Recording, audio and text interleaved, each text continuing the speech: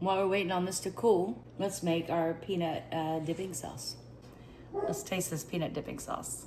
Obviously, we're gonna start with peanut butter. That is 1/4 of a cup of peanut butter. Let's add 1 tablespoon of soy sauce and 1 tablespoon of rice vinegar, 2 tablespoons of hoisin sauce, 1 to 2 teaspoons of honey mess. And let's give that a mix. We're gonna keep mixing until smooth, but I still have some more stuff I need to add. Stir a splash of sriracha.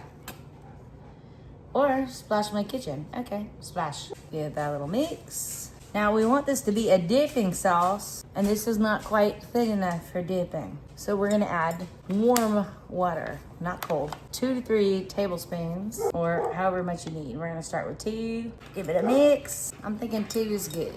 Let's taste this peanut dipping sauce.